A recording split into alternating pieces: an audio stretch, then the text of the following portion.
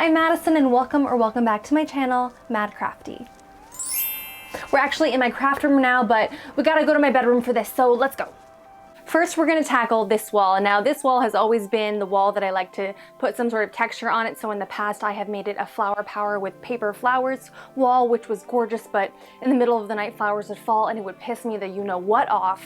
And then I did a color chip wall and it kind of just ended up, I don't know, I took everything down. There's some markings in the paint. I want to cover it all up. So I went to Etsy and yes, I bought a flower wall, and yes, I know what you're thinking. I could have made it myself, DIY, but when I did the math, it would cost an extra $150 to just buy it with the proper flowers, and I can use this handcrafted, beautiful artwork from another artist for the rest of my life versus doing a DIY version and probably ending up throwing it away from like the Dollar Tree. I did spend $350 on this wall, but I know it's gonna be worth it, so I'm not mad about it. But let me get the box. I'm gonna show you how they came. Okay, so here's the big box that came. You can see that the flowers are sent in panels. I got 18 panels because of whatever size I needed, but you know, maybe you need 10 panels or 2 or whatever size you're filling the wall with. But my wall was huge, so I needed 18.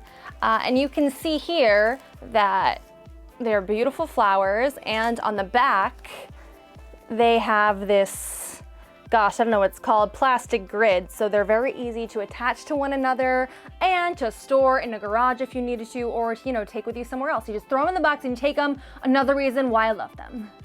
But first thing we gotta do is take everything off the wall. It shouldn't be hard. They're not up very stably anyway. Stably, I don't know. They're not up there very securely. They're not securely up there. There you go. And just like that, the wall is bare. So now it's time for that time lapse.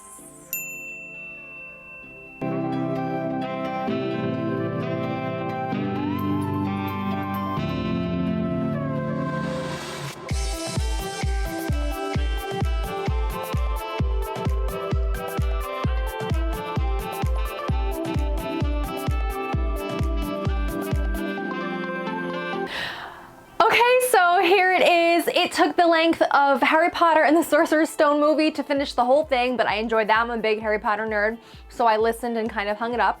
At the top, I used a nail and I kind of sort of just put 6 up there and they're hanging from those nails, right? So if you touch it, you can see that it's now one big panel. I did not nail nails here, although you could, and the reason I didn't do that is because I know that I'm gonna be moving it, you know, maybe, and bringing it to a different room or using it for a party backdrop, so I didn't want to really staple it into the wall, but it's been up there for about a month and a half.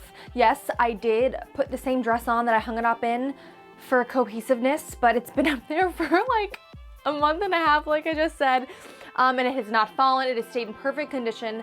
It is high quality, 5 stars. I would do it again. This thing is going to be with me for the rest of my life.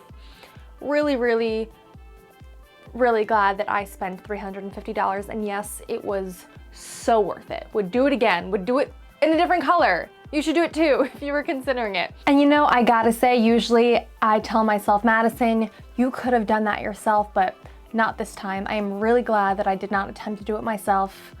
You just can't be the quality sometimes. So yeah, that's it for today. Thank you so much for watching. If you enjoyed this video, I'd love if you could subscribe or like it if you want to see more crafty fun goodness.